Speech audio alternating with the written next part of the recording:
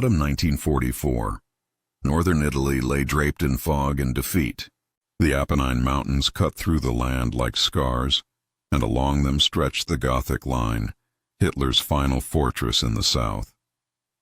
Concrete bunkers, hidden minefields, and interlocking gun nests promised safety on paper, but to the men standing within them, the promise already felt hollow. The war had dragged too long. Their victories were ghosts that no longer spoke.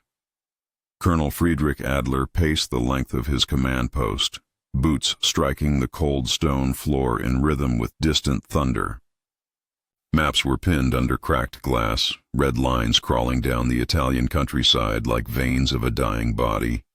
"We hold here," he told his men, voice steady, eyes unreadable. They nodded, too disciplined to question, too tired to believe. Outside, the rain turned trenches into shallow graves, and the mountain wind carried the smell of oil, rust, and fear. Posters still clung to the bunker walls.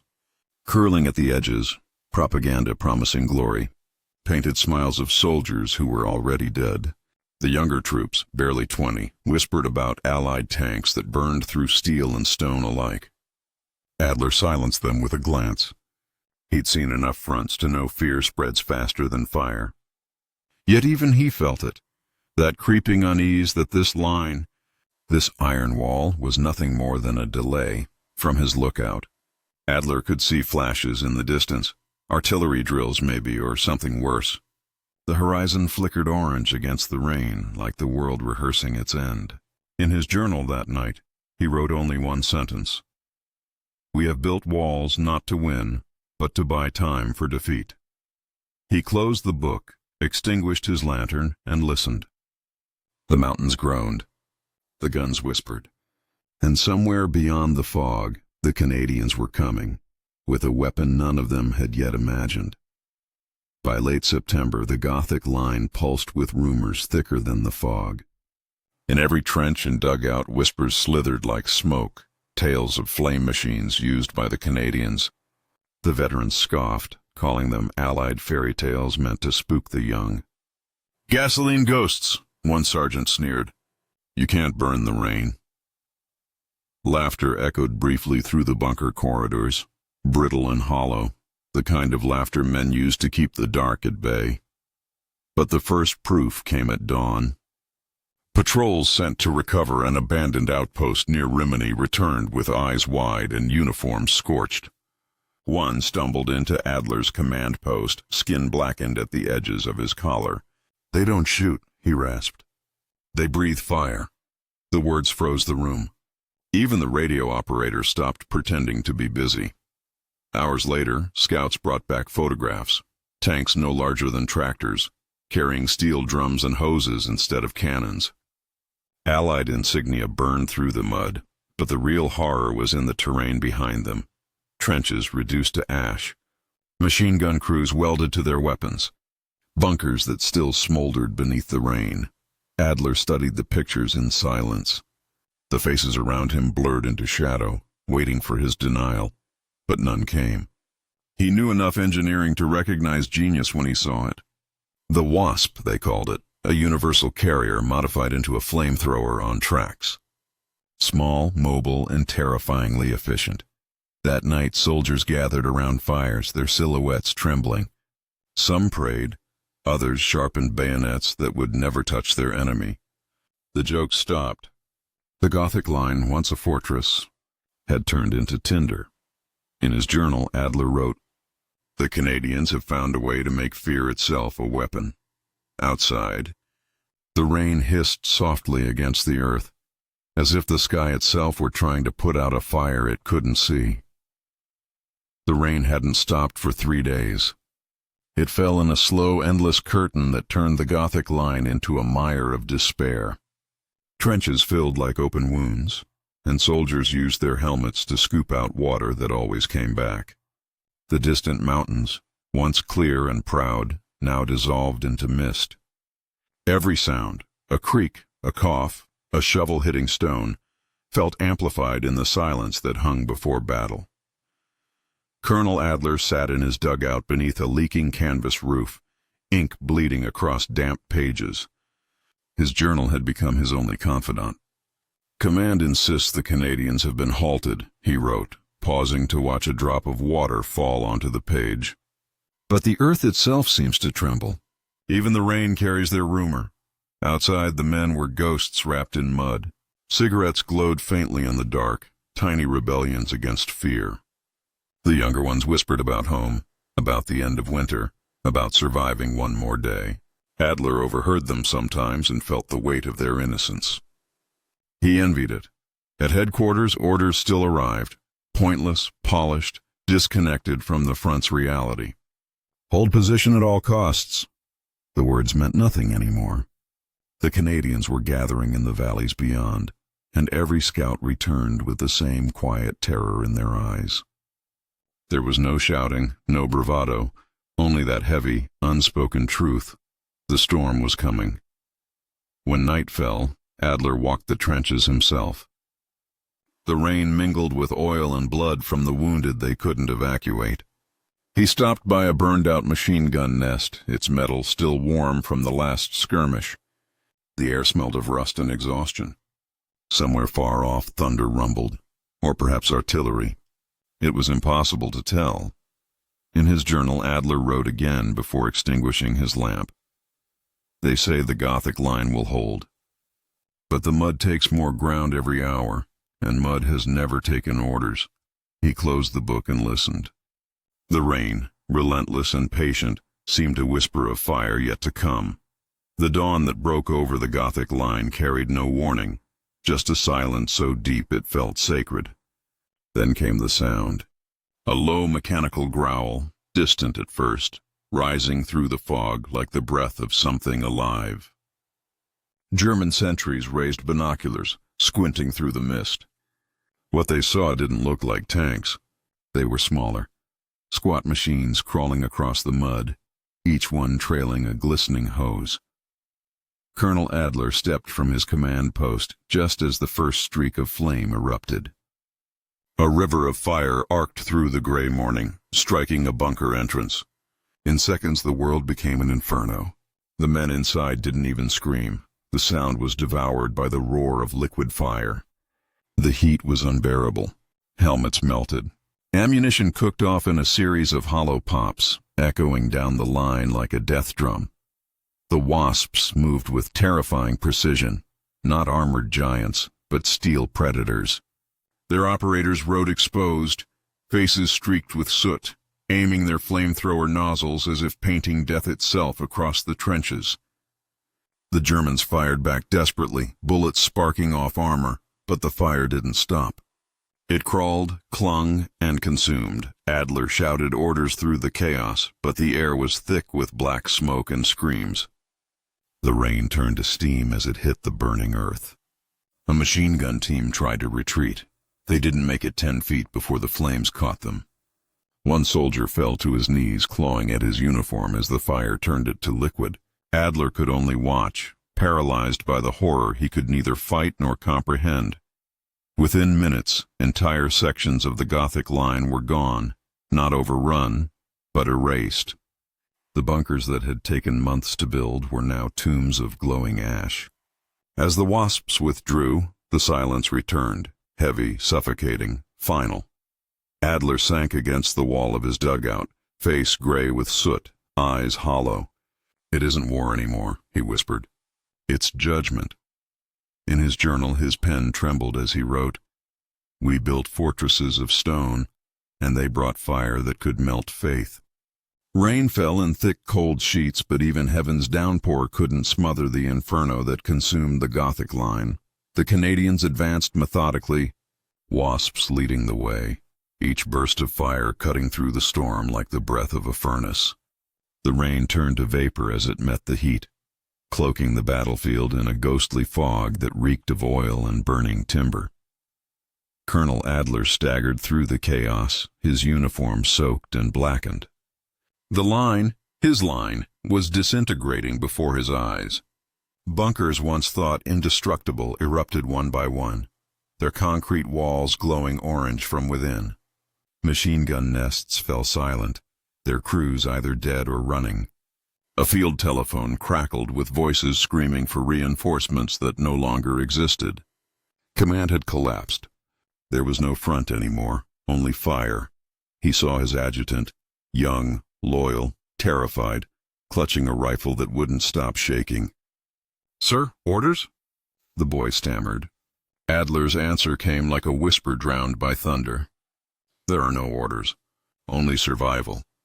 Through the smoke, silhouettes of Canadians moved like phantoms, calm, deliberate, relentless. Some soldiers tried to fight, others simply dropped their weapons, hands raised toward the rain. The ones who fled were the lucky ones. Fire moved faster than courage. Adler watched a squad vanish beneath a wave of flame that rolled across the trench, igniting the very mud. He fell to his knees beside a collapsed bunker, clutching his burned map case. Every coordinate, every defense, every calculation he'd built his command upon was meaningless now. The Gothic Line, the pride of German engineering, the final stand of a dying army, was turning to smoke before his eyes. Somewhere in the haze, he heard a soldier screaming, "Feuerregen! Feuerregen!" Fire rain. The words carried through the chaos like a prayer and a curse. Adler looked up into the storm, rain mingling with ash as it struck his face. For the first time, he felt not anger or fear, but awe at the terrifying ingenuity of his enemy, at the futility of resistance. In his journal that night, beneath the flicker of a dying candle, he wrote, "We fought men. Today, we fought fire, and fire does not surrender." By midday, the battlefield was unrecognizable. The Gothic Line, once a fortress of concrete and iron, had dissolved into a wasteland of smoke and confusion. Communication lines, stretched thin and charred by fire, hung uselessly from shattered poles. Radios hissed static. The voices that broke through were either screaming or sobbing. Orders no longer meant anything. They vanished into the black clouds that clung to the hills like ghosts. Colonel Adler sat hunched over the field transmitter, the receiver pressed to his ear. "Headquarters, this is Adler." "Respond!" Nothing. Only the sound of distant explosions and the low moan of wind through ruined wire. Around him, his staff worked with shaking hands, their uniforms streaked with soot. One officer simply stared into the smoke, whispering prayers under his breath. Then came the strangest silence. Not peace, but paralysis. Men refused to move.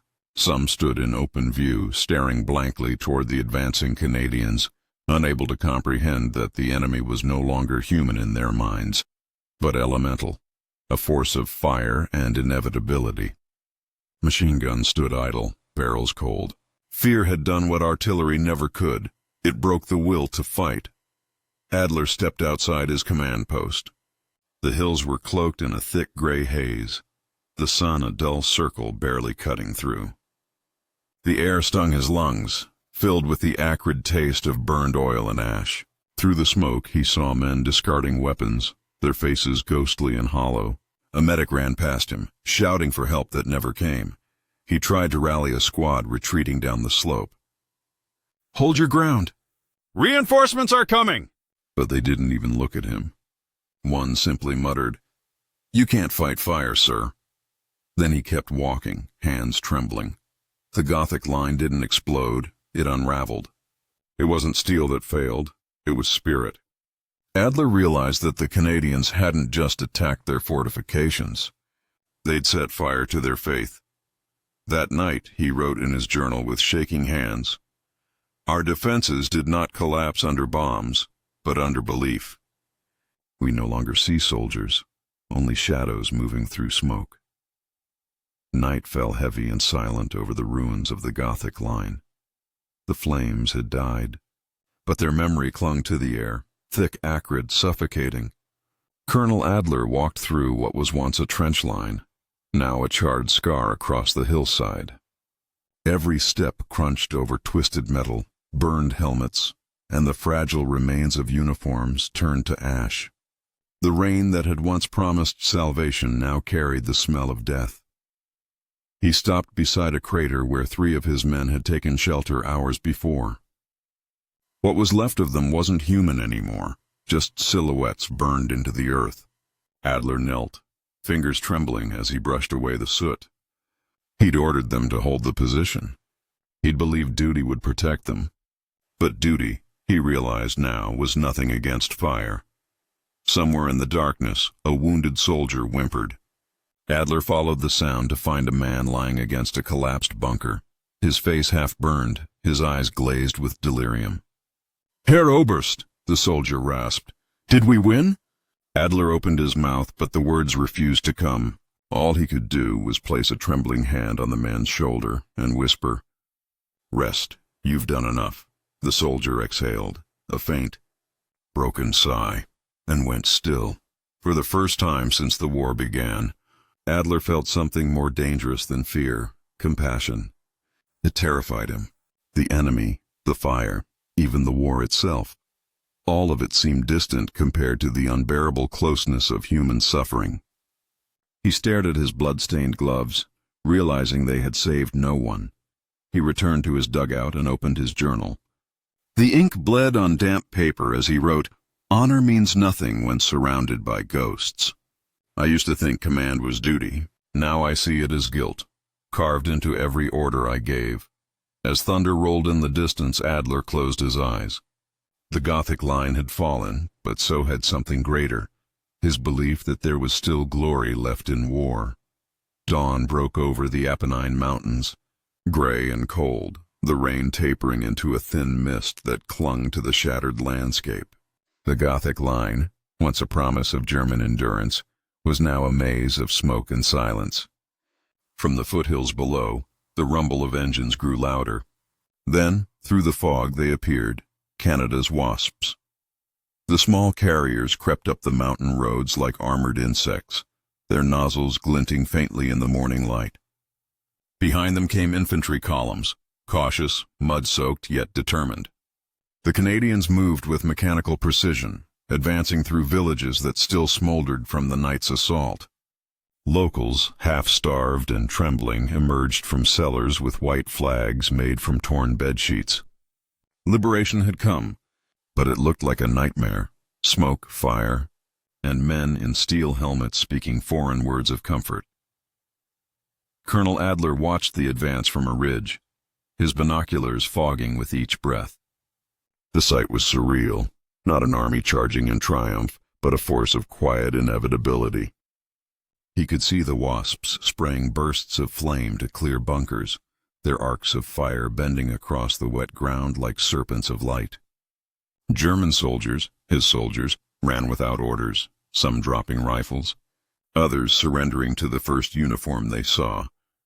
Down in the valley, a group of villagers knelt beside the road as Canadian medics handed them bread and water. One child, clutching her mother's skirt, stared wide-eyed at a passing Wasp, its engine hissing steam into the drizzle. She didn't flinch, just whispered, "Diavolo di fuoco," fire devil. For the Germans, the retreat had turned into exodus. Command posts abandoned, bridges blown too late, units dissolving into the hills. Adler turned away, the last fragments of his pride dissolving with the smoke below. He murmured to himself, "This isn't an army anymore. It's ashes trying to walk." And as the Canadians pressed north through the mountains, the Gothic Line, once the spine of German defense in Italy, broke completely, consumed not by strategy, but by fear and fire. By the afternoon, the roar of battle had faded into a distant, weary hum. The Gothic Line, the pride of German engineering and defiance, no longer existed. It was just a broken scar stretching across the Italian hills. Colonel Adler stood on the remnants of a command post that once overlooked the entire valley. Now it overlooked defeat. Smoke drifted lazily across the fields below. The trenches he had ordered, reinforced for months, were gone, filled with water and corpses alike. The field phones were dead, the radio silent except for faint Canadian chatter. His last courier had vanished hours ago, probably surrendered or killed. The once proud banners of the Wehrmacht were buried in mud and shame. He held his field journal in one hand, staring at the final entry he had written the night before. Hold until relieved. Now the words mocked him. Relief would never come. Behind him, the few survivors gathered, exhausted, hungry, hollow-eyed boys who looked to him for orders he could no longer give. One approached timidly, asking, "Herr Oberst, what are your commands?" Adler looked at the faces before him, faces too young for death, too tired for glory. For the first time in his career, he spoke without pride, without authority, only truth. "No more fighting," he said quietly. "Burn the codes. Destroy the guns. Get the wounded out. Save whoever you can." The men hesitated, unsure if they'd heard him right.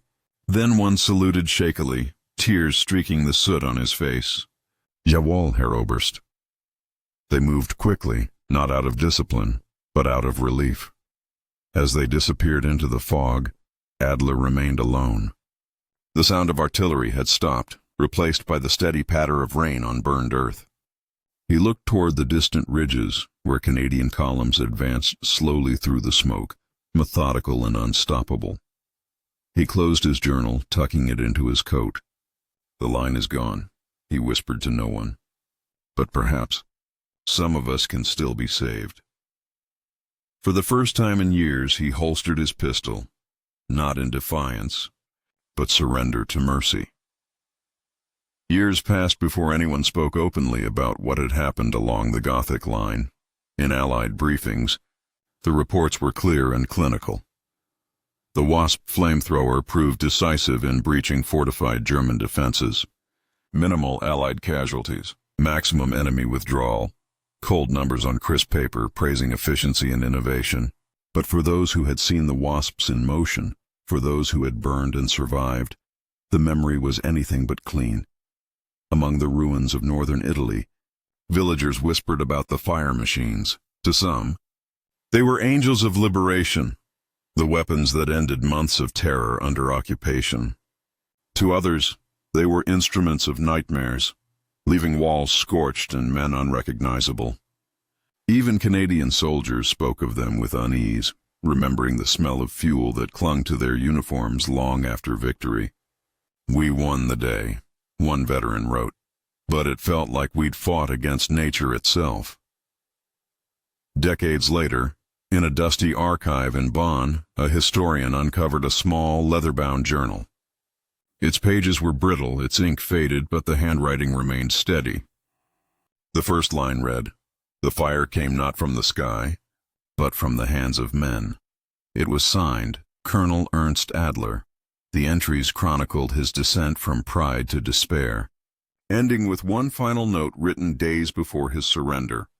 "War strips us of reason, but fire strips us of our souls."